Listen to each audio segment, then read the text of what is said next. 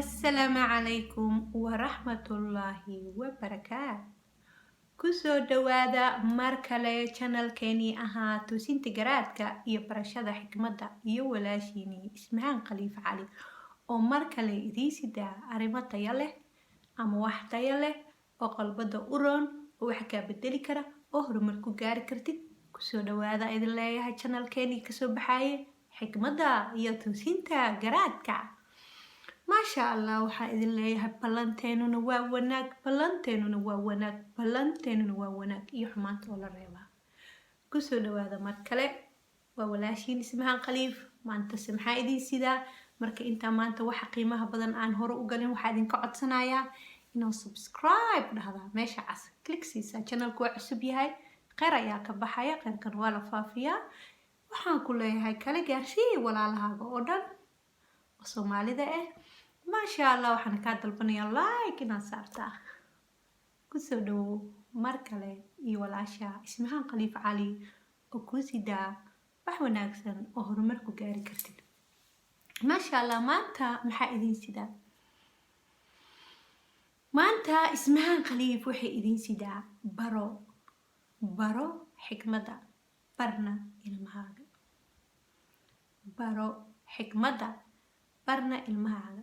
xikmadda sidee ilmahaaga u baraysaa? sida qur-aanka kariimka ee sunno noogu tahay oo waajib noogu yahay, oo sunnada nabiga maxamed calayhi salaatu salaam iyo kitaabka qur-aanka sida waajibka uu noogu yahay aan u qaadano, oo sunnadana ee nabi maxamed calayhi salaatu salaam inaan ku dhaqanna ee tahay.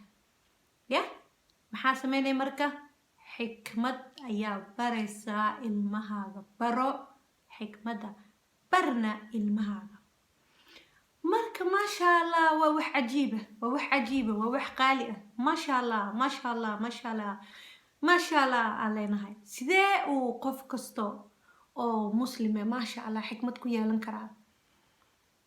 taas ilaahaa bixiyo, laakiin aan barano iyadana waa arrin kale. ogaada qur-aanka qof ma iska baran karaa? may, laakiin haddii lagu dadaalo waa la baranaa.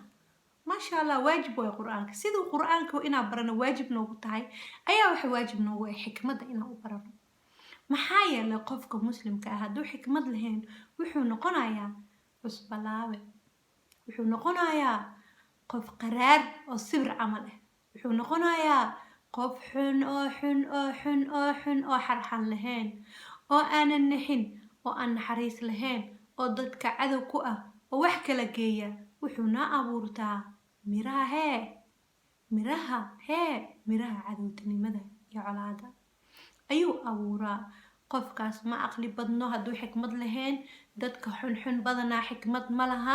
hadday xikmad lahaan lahaayeen may sameeyeenba waxa xun. maxaa yeele waxay garan lahaayeen waxaan inay ayaga u ahaanayso. subxaan allah. walaalayaal qaaliyo, wiilal iyo gabdhabo, rag iyo dumarba, oday iyo waayeelba, idinka oo dhan, oday iyo islaamba, idinka oo dhan, saqiir iyo kabiirba, waxaan halkan idinkaga sidaa xikmad.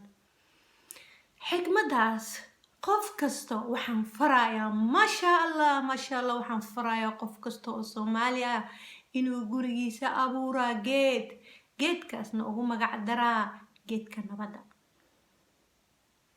maxaa yeelay geedkaas waxaa u bixinaysaa mira soo qaadaysa oo abuuraysaa. ilmahaaga u sheegaysaa, adiga abuuranaysid. haddii kalena niyadaada ka abuur.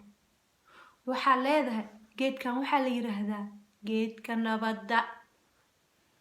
nabad amee lagu gaaraa, nabad la harsadaa, nabad lagu barwaaqo. marka walaalayaalo xikmaddii aa idin baraay waa geedkaas inaa abuurataa. geedkaasna waxaa loogu magac darayaa nabadda. waxaana la yiraahdaa waxaa kasoo baxay wax wanaagsan oo dhan. intii aad abuuran lahayd miraha colaada, abuuro miraha nabadda. miraha colaada waa kan dadka kala geeya, waa kan dadka isku dira, waa is-eedeynta, waa is-xasadka. miraha colaadan ku soconaa. subxaan allah, ilaahan ka magan galnay, wax la faafiyo mu ahane. muxuu ahaa miraha colaada waxaa kamid ah oo la abuurta colaada, sinaan la-aanta, cadowtinimada, xiqdiga, isku dirka, qabiileysiga, kala geynta. subxaan allah, wax aan koobi karo maaha miraha colaada. miraha colaada waa wax xun oo sibirka ka qaraar. walaalayaal waa xikmad ha abuuran ayay walaasha ismahan khaliif ku leedahay miro colaadeed. sidee ku abuuranaysaa hal mar kuma dhamayn karo. maasha allah waxaan rajeynayaa miraha colaada inaad iska garatid xasidnimada, xiqdiga, colaada, kala geynta, isku dirka. for example ahaan tusaale ahaan wax fara badan waay waxaan kasoo qaadi kara hadda malaha. maxaa yeele cajalka hadduu dheeraado ma wanaagsana inaan soo gaabiyo waa cajalka. si in yar oo kooban aan kuu siiyo colaadii, mirihii colaadii waxaasa ka mid ah miraha oo waxaan kuu sheegayaa marka nabada. miraha nabada waxaa abuureysaa guriga ku abuureysaa sinaanta, cadaaladda. ilmahaagaa baraysaa aabiyo hooyo. ninka ragga iyo qofka dumarka xataa waa inay sinaadaan. maaha xuquuqdii iyo wax walba waxyaabaha ugu farada badan waa inay ka sinaadaan. waa inay hoosha waxyaabo badan oo weli ragga badsadaan, culeyskina ayaga badsadaan. waxyaabo fara badan waa inay ayaga badsadaan. laakiin ma aha in ninka keliya la daryeelo oo dumarka la daryeelin. ma aha. walaalayaal dhan ka baxno jaahilnimada farada badan inagu habsatay, inagu dheeraatay, oo dib inagula dhacday, oo dhaqanka aan ka dhiganay oona qaladka ah. waxaan ku leeyahay miraha nabadda iyo xikmadda amaanta kuu hayay waxay ahayd ilmahaaga barsinaan. adigana sin ayaga dhexdooda sin u cadaalad fal ilmahaaga. abaayayabow ilmahaaga u cadaalad fal. kaa jana ku galaysa ma garanayside. waxaa ku galaysaa laakiin ayaga dartooda aadan simin ilmahaaga waxaa ku galaysaa naar. waxaad ku aadaysaa naar. waxaad ku tagaysaa meelo daran. ilmaha haloo cadaalad falo. mid ayaa firfircoon, mid ayaa farxad badan, mid ayaa farxad ku siiya, mid ayaa saan ku ah. waxba mid ha u eexan. ilmaha ilaahay ha looga baqo.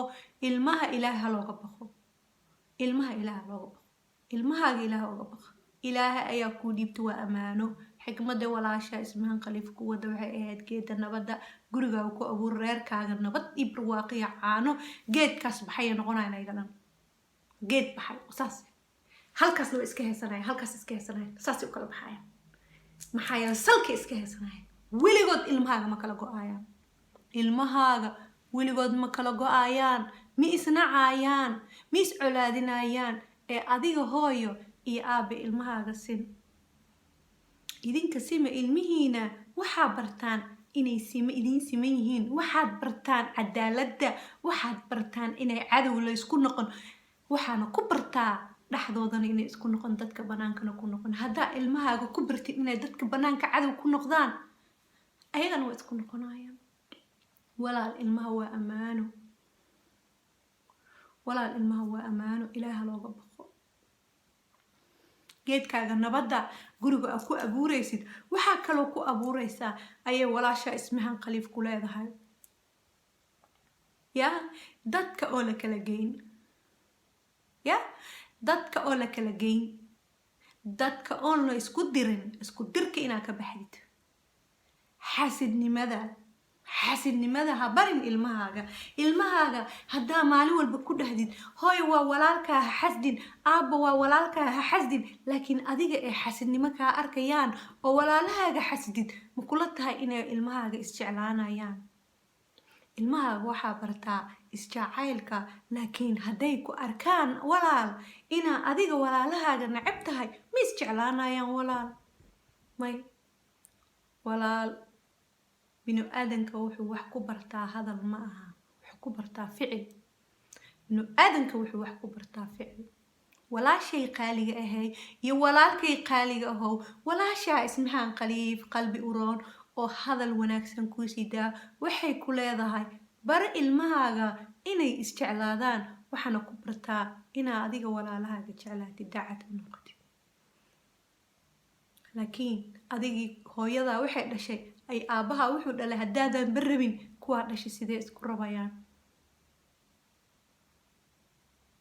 walaal waxaa bartaa ilmahaaga in ay isku duubnaadaan ayna kala tafaraaruqin. sidee ku baraysaa adiga horeerkaaga iyo halkaa ka timid tafaraaruq ha u hogaaminin. walaal dad islaam ayaynu nahay xikmadda la-aanteedana waxaan noqonaynaa raashiin aan dhadhan lahayn waxba lahayn lama cuni karo cuntada markay dhadhan lahayn kan baahana aa ku hungoodo qofka baahana ku hungoodo wax kale iska daayo diinta islaamka waxaad u qaadataa kitaabka qur-aanka iyo sunnada nabigeena maxamed calayhi salaatu salaam si xikmad leh laq oo ku dhaqan bar ilmahaaga inaysan isxasdin dadka kalena aysan xasdin ha ka dhigin ilmahaaga hariifa iyo hariifo adigaa ka dhigaysa ilaan waxa xun ha barin waxaan kula dardaarmayaa geedkaas quruxda badan gurigaaga u abuurtay ee nabadda ah waad harsan doontaa haddaa hor dhimatidne waa lagaaga ducayn doonaa ilaah ayaa ajar kaa siinayo ilaahay ayaa adduun iyo aakhiraba jasigaaga kaa siinayo adduunkane dad ayaa macaansan doono mirihiisa cuni doono faracaaga iyo wixii adig kaasoo farcama ayaa wanaagsanaan doono maxaa yeele waxaad abuurtay miro wanaagsan waxaadna ku quudisay biyo macaan waxaana u dhowrtay si aad iyo aad u qurxoon geedkaas waxaana ugu magac dartay geedka nabadda wuu baxayaa geedkii saas ayuu u baxayaa isjacaylka wanaagga isku xirnaanta cadaaladda sinaanta muxuu ahaa isku duubnida hanti wadaagga wax kasta saas isku noqonaa qoyska saasuu noqonaa saasuu qoyska noqonaa inta marka kala fuqaayo wiilkan wuu gursada gabadhan way gursada kan wuu gursada kan wuu gursada laakiin salkiya iska heesanayaan yaa ka shaqayn kara hooye aabe ka shaqayn karaan sidee uga shaqayn karaan ayaga waxay uga shaqaynaa ayaga dadka ay kasoo farcameen waa in ay wanaajiyaan ee si wanaagsan ugula soo dhaqmeen ayna tusiyaan ilmahooda aabaha suu walaalihiisa ku yahay hooyada sidee walaalaheeda ku tahay laakiin in dadka la kala firdhiyaa la kala yeelaa laga socdaa maxaa iga gala la dhahaa kuwaaga ah adiga dhashayna isku keen iskuma imaanayaan walaal waa idiin sheegay danta guud ayaa ka weyn danta gaarka ah danta guud ayaa ka weyn dantaada gaarka ah danta guud ayaa ka weyn dantaada gaarka ah walaal halkan waxaa ku qaadanay cashir yar oo gaaban oo xikmadda ah waxaana kula dardaarmayaa ha abuurin geed colaad qofkii abuuraa isagaa cuni doona adduunkuna ku cuni doonaa wuxuuna ku cabi doonaa biyaha sibirka asagaa mirihii cuni doona xasidnimadii u abuuray asagaa cuni doona asay ku noqonaysaa wuxuuna ku kaban doonaa sibir ma laqi kartaa may xiqdigii iyo xumaanta iyo wax walbaa abuurtay adigay kuu ahaan doonaan wax walba adaa harsan doontid walaal waa adduunyadu waa waqti yar ha ku kadsoomina qofka xikmadda leh adduunyada wax weyn lama ah wuxuu u arkaa wax yar oo waxba ahayn maalin meel ah holiday u tagtay guryo ma ka dhisanaysaa iyo adduunyo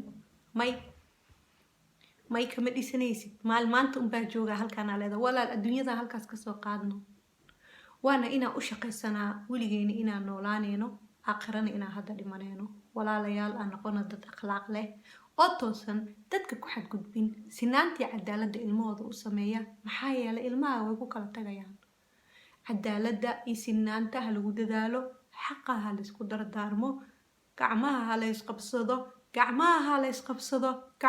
laysqabsado gaar ahaan anigu ma garanayo dadka Soomaaliya jooga laakiin dadka galbeedka ku nool ogaada maanta meesha joogtaan bari ma joogi doontaan nin walba uu dhiman doonaa waa la dhimanaa marka la dhintana dadkii aa ka tagtay dadkay sii dhaleen xaggay ku dambeyn doonaan geedkii qaraaraha ee miraha qaraaraha ee colaadda aad u abuurtay miyay weligooda cuni doonaan mise geedkii mirihii macaanaa ahaa ee nabadda ahaa ee xikmadda ku salaysnaa ayay cuni doonaan masha allah waxaan idiin rajaynayaa hadalkaas agtayda qiimaha kale qofkii aqli lahow inuu wax ka qaataa waxyaabaha micnaha lahayn aad ku mashquulaysaan oo adduunyada ku salaysan ha laga baxo aad iyo aad ayaa uga xumaadaa markuu qofka adduunyo wixiisa ku saleeyo حيا لأدنيا واد بكتها يساب كفن وباد كقاعدة يساب ولا الدنيا إسك دبرت كذا أد أيونو بابي إسي علادا جيد كذا علادا هلا دميو هلو بدل جيد نبض وبرواقو يبشبش يقول أدون إلي من آخره أيام إذي رجينا يا waxaana halkan idinkala hadlayso walaashiin ismahaan khaliif cali iyo channelkeenii ahaa ogaada channelka aniga melihi waa isla leena channelkeenii ahaa toosinta garaadka iyo barashada xikmada iyo walaashiinii ismahaan khaliif cali oo kule subscribe like and share balanteenuna waa wanaag balanteenuna waa wanaag iyo xumaanta waa la reebaa wasalaamu calaykum waraxmatullahi wabarakaatu